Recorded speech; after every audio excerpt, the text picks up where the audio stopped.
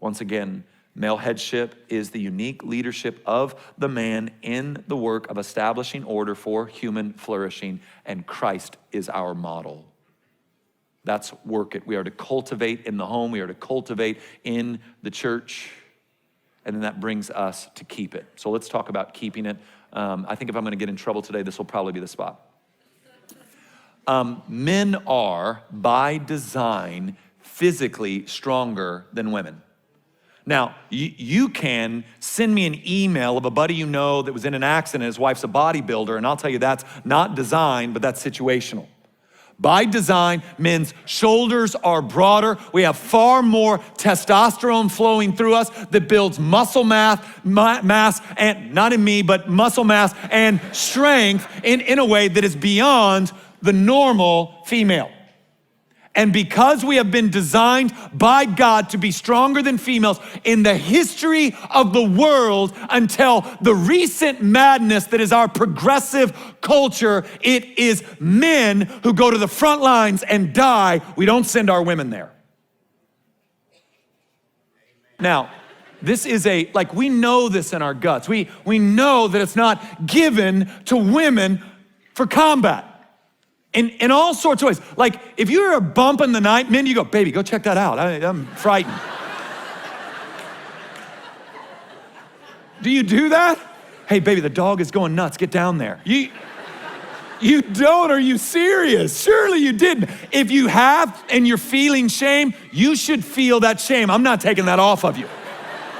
No, we go down. We check it out. We're the ones that go check out the bump in the night because we're physically stronger. In fact, even unbelievers know this to be true. Let me give you the example of how this played itself out. On July 20th of 2012, in a Century movie theater in Aurora, Colorado, 3 young men, all under the age of 30, took their girlfriends, not their wives, not their mothers, took their girlfriends to a midnight showing of The Dark Knight Rises.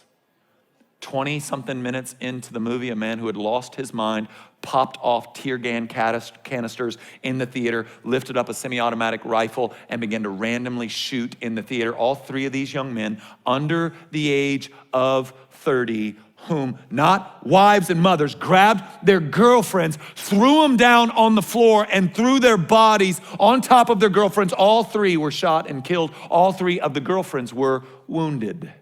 They were wounded when bullets passed through their boyfriends and struck their bodies. And throughout the world, these men were heralded as heroes. In the same year, in fact, 6 months earlier, on an Italian cruise ship, the Costa Concordia, on January 13th, it capsized off the coast of Tuscany. 32 people were killed. In fact, if you Googled it and saw the image, you're like, oh yeah, I remember that. Now, there was widespread reports that when that ship capsized, men were shoving women and children down to get to the life rafts first. And this was universally condemned. Why does it matter? You want me to tell you why it matters? Because we all know this sentence in our gut. The boy goes down and the girl goes free. So Dr. Stinson is, I believe, one of the vice presidents of Southern Seminary, and he's got a lot of children, has adopted children, he's like a kid away from a TLC show. And he has taught all his little boys concerning his daughters and women in general. The boy goes down, the girl goes free. Say it back to me, sons. The boy goes down so that the girl can go free. And he tells this story of being in his office at his house working, and he saw his son going down the hill in his little red wagon thing, and he was like, okay, that's gonna end bad. So he got up and went, and he's opening up the blinds, and he said he saw his son as the wagon's he's like, my son's gonna die here. And as he's watching his son waiting for impact so he can go save his life, he sees this little girl on her tricycle starting to come out, and he said the impact is imminent when he saw his son rocket and throw the wagon down and then began to dump head over foot so that Randy and his wife run out, and they get his son, they bring him in, they're trying to get the blood off him to see if we need to go to the hospital. And while they're wiping the blood off of him, Randy said his son looked at him and said, the boy goes down so the girl goes free, Dad. Right? We know this is right.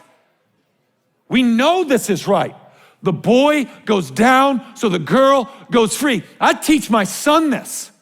Those mamas whose sons were shot and killed, throwing their bodies on their girlfriends, their dads and moms, they praise them for it. Through an unbelievable amount of grief, we're proud of their sons. Why does it matter? Because we've been hardwired as men to keep it, to protect it. So in some sense, it's physical. And then in another sense, it's very much spiritual.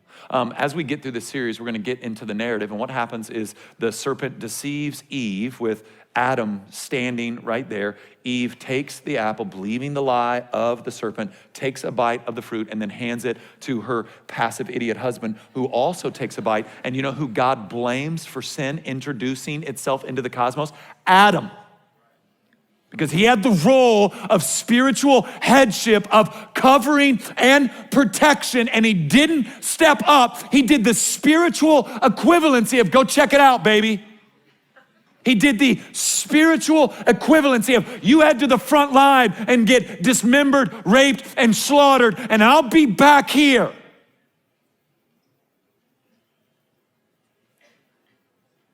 The boy goes down and the girl goes free. That's how God designed it to work. In the home, in the church, and in culture by and large.